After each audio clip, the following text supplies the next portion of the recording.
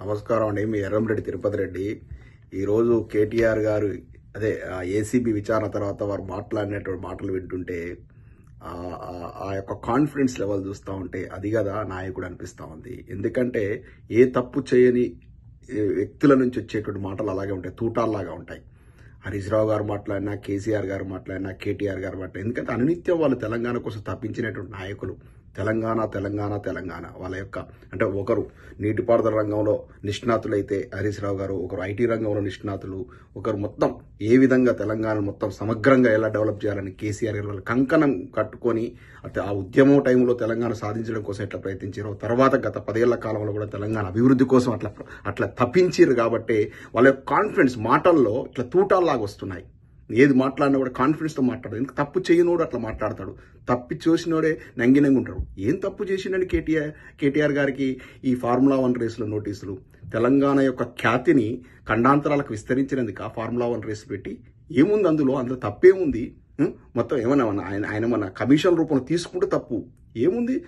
అప్పటికప్పుడు ఆ ఎలక్షన్ ప్రాసెస్లో ఎలక్షన్ ప్రక్రియ మొదలైంది కాబట్టి జిహెచ్ఎంసీ ద్వారా ఫండ్స్ రిలీజ్ చేయించారు. దాన్ని ఏముంది తప్పు? అంత బ్లాక్ అండ్ వైట్ పేపర్ కదా.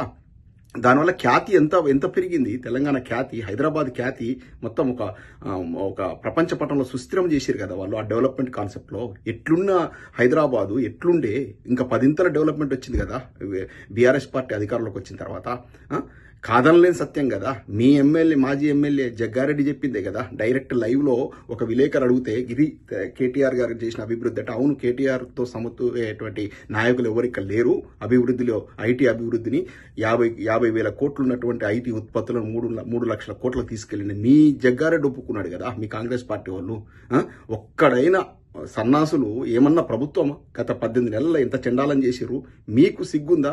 మొన్నటికి మొన్న ఆయన ఫార్ములా 1 రేస్ తీసుకొచ్చిండు కేటీఆర్ గారు, ఆయనకు పేరు వచ్చిందని చెప్పేసి మీరు విదేశీ అందగత్తలంతా పట్టుకొచ్చి అందాల పోటీలు పెట్టారు. అందులో ఒక నాయకుడు పోయి ఒక అందగత్తని గిల్లిరని, ఆమె పోయి తీసుకుపోయి మమ్మల్ని ఒక ప్రాస్టిట్యూట్ల మాదిరిగా చూశారని చెప్పి మన ఇజ్జత్ తీసారు కదా. మీ కాంగ్రెస్ వల్ల చండాలని పరిపాలన ఉంటుంది. అదొక ఎగ్జాంపుల్.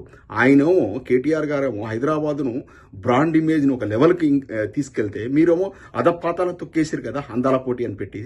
సిగ్గులేని సన్నాసులు ఇట్లాంటి పనులు చేస్తా ఉన్న కొద్దీ ఇవాళ చూడండి, జస్ట్ నోటీస్ ఇస్తేనే వేలాది మంది ప్రజలు వచ్చే సంఘీభావం ప్రకటించారు. మొన్న కేసీఆర్ గారికి, అంతకుముందు హరీష్ రావు గారికి, ఇవాళ కేటీఆర్ గారికి.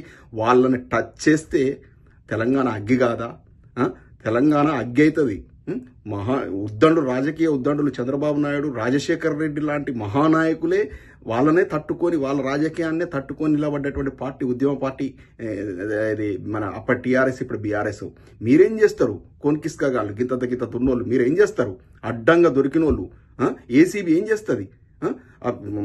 మొత్తము ప్రత్యక్షంగా ప్రసారమైంది టీవీలలో మీరు చేసినటువంటి వాటి మీద కేసులకి అతిగతి లేదు. ఏసీబీ ఏం చేస్తుంది? వీళ్ళు ఏం చేసిర్రు? కేసీఆర్ గారు, కేటీఆర్ గారు, హరీష్ రావు గారు ఏం చేసిర్రు? తెలంగాణ బాగు చేసిర్రు. ఆయన కాళేశ్వరం కట్టి తెలంగాణలో జలాలు ఇట్లా బయటికి గంగమ్మ పొంగి పొరలాడు చేసి ఒక సస్యశ్యామలం చేసిండు. ఆయన చేసిన మంచి పనికి, కాళేశ్వరం మంచి పనికి 2 పిల్లర్లు గుంగినే అని చెప్పి ఆయనకు నోటీసులు. చండాలుడు ఎప్పుడు నిత్యంగా ఉండాలని ఆ కాంగ్రెస్ పార్టీకి బినామీ ఆ చక్రధర్ అంటూ తుప్పేలు కేసు వేయించి హరీష్ రావు గారిని ఇబ్బంది పెట్టాలని చూసారు. ఇవాళ ఒక పనికి మాల ఆయన చేసినటువంటి గొప్ప విషయం, దాన్ని అప్రిషియేట్ చేయాలి. ఆ ఫార్ములా రేసు ఆయనకు కేటీఆర్ గారికి నోటీస్ ఇవ్వడం, దీనివల్ల ఏమైంది? ప్రజల్లో మీరు అబాస్పాలవుతారు, ప్రజల్లో ఇజ్జత్ తీసుకుంటా ఉన్నారు, పరుగు పోతా ఉంది. కాంగ్రెస్ నాయకులు మాకు ఆఫ్లైన్లో ఫోన్లో చెప్తున్నారు, ఏమి దుస్థితి, ఏంది ఇంత చండాలమైన పనులు చేస్తా ఉన్నారు, మెదడేమైనా దొబ్బింది అధికారులకు వచ్చిన తర్వాత అని. కొంచెం సిగ్గుశరం తెచ్చుకొని పరిపాలన మీరు అన్నటువంటి 6 గ్యారెంటీల మీద ఫోకస్ చేయండి. మీరు మొత్తం ఖజానాను మొత్తం ఖాళీ చేసిరు. బీఆర్ఎస్ పార్టీలో మాకు కేసీఆర్ అని ఒక ముఖ్యమంత్రి ఉండే, కానీ కాంగ్రెస్ పార్టీలో ఒక 10 మంది ముఖ్యమంత్రులు ఉన్నారు. ఎవరికి వాళ్ళే ముఖ్యమంత్రి. అసలు గుంపు మేస్త్రి గారు, రేవంత్ రెడ్డి గారు మీ కనుసన్నలో నడుస్తూ ఉందా యంత్రాంగం అంతా? ఏ మంత్రి ఆ మంత్రి ఒక ముఖ్యమంత్రిగానే ఫీల్ అవుతా ఉన్నాడు. చిట్ట చివరికి చండాలం ఏంటంటే ఓడిపోయిన జగ్గారెడ్డి కూడా నేను కూడా ముఖ్యమంత్రి అని చెప్తున్నాడు. ముఖ్యమంత్రి లెవెల్ అని చెప్పుకుంటున్నాడు. ఇటువంటి దుస్థితిలో ఉంది మీ పార్టీ. ఫుల్ ఎంట్రపీ, ఎవరికి వాడే లీడర్ అలా. చండాలమైన పార్టీ, సర్వనాశనం చేసిన తెలంగాణను. ఇంకా వచ్చేసి నోటీసులు ఇచ్చాడు. ఇంకా మీ చండాలని పనులకు ముఖం ఏం లేదు. వీళ్ళు ఇచ్చిన 6 గ్యారెంటీలు ప్రజలు ప్రశ్నిస్తా ఉన్నారు. దాన్ని డివియేట్ చేయడానికి పాలిటిక్స్, ఈ డివియేట్ చేయడానికి చేసి పాలిటిక్స్ ప్రజలు గుర్తు, ప్రజలు ఏమైనా ఇడ్డోళ్ళ? ప్రజలు మొత్తం గమనిస్తా ఉన్నారు. కర్రు గాల్చి పెడతారు. సురుకు పెడతారు. ఇట్లా స్థానిక సంస్థల ఎలక్షన్లు పెట్టే ధైర్యం లేని సిగ్గులేని వెధవలు మీరు ఇట్లాంటి నోటీసులు ఇచ్చి ఇబ్బందులు పెట్టాలని చూస్తారా? దీనివల్ల ఏమవుతుంది, తెలంగాణ జాతి మొత్తం జాగృతమైతుంది, ఐక్యమైతా ఉంది, పునరేకీకరణ జరుగుతూ ఉంది. రాజకీయాలకు అతీతంగా ఏం కేసీఆర్ గారు చేసిన తప్పేంటి, కేటీఆర్ గారు చేసిన తప్పేంటి, హరీష్ రావు గారు చేసిన తప్పేంటి, తెలంగాణ కోసం తప్పించడం తప్ప అని మొత్తం అవుతా ఉంది. ఏ వర్గం హ్యాపీగా ఉంది మీరు వచ్చిన తర్వాత? విద్యార్థులకు ఫీజు రియంబర్స్ లేక విద్యార్థులు ఆగమైపోయారు. ఉద్యోగ నియామకాలు ఆయన చేపడితే, కేసీఆర్ గారు ఆయన చేపడితే మేము ఇచ్చిన నియామక పత్రాలు ఇచ్చి అదంతా అబాస్పాలు అయిపోయారు. ఒక్క రిక్రూట్మెంట్ లేదు. జాబ్ క్యాలెండర్ ఎక్కడ పోయినా కోదండరాం సిగ్గులేని ముసలోడా, సిగ్గుండాల నీకు. నేను పెద్ద తెలంగాణ ఉద్ధరిస్తా అని చెప్తే ఒక పదవి కుక్క బిస్కెట్ వేసిన ఒక ఎమ్మెల్సీ పదవి కానీ నువ్వు సైలెంట్ అయిపోతావు. ఎక్కడ పోయినా తీర్మానం వల్ల యూజ్లెస్ ఫెలో పెద్ద పెద్ద మాటలు మాట్లాడతావు కదా పొద్దులేస్తే. ఈ కనపడట్లేవా? మొత్తం క్రిస్టల్ క్లియర్ కనపడట్లేవా కాంగ్రెస్ చేసే తప్పులు? నీ వాయిస్ ఎక్కడ పోయా? అంతా మూడు పోయి దొంగలు. ప్రొఫెసర్ చక్రపాణి ఎక్కడ పోయినావు? అంత దొంగలు, మేధావులంతా మేధావులు అని చెప్పుకున్నారు. వీళ్ళు మేధావులు కాదు, ఒక ఒక ఒక కుళ్ళిపోయిన పురుగులు వీళ్ళు. తెలంగాణలో చండాలులు. సర్వనాశనం అవుతుంది తెలంగాణ. ఎక్కడ పోయినా మీ గొంతులన్నీ సర్వనాశనం చేస్తారు అందరు కలిసి. చక్కటి పరిపాలన ఉండే ఎట్లుండే ఒక 2 ఏళ్ల క్రితం వరకు.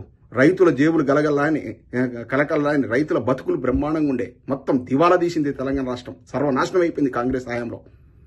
ఇప్పటికైనా మేధావులు అనేటువంటి ఒక సన్నాసులారా గొంతు కలపండి మాతోని. బీఆర్ఎస్ పార్టీతో కలిసి రండి.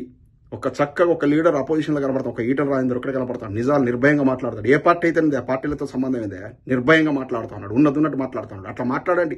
ఒకప్పుడు కొండా విశ్వేశ్వరరెడ్డి మీద నాకు మంచి అభిప్రాయం ఉండే. ఆయన ఎటువంటి వాళ్ళు మాట్లాడే మీరు నిజాయితీగా మాట్లాడే లీడర్ నాకు మంచి అభిప్రాయం ఉండే. వచ్చి మాట్లాడండి. పార్టీలతో సంబంధం ఉంది. తెలంగాణ సర్వనాశనం అవుతా ఉంది కాంగ్రెస్ పాలన. తక్షణ ఈ యొక్క ప్రభుత్వం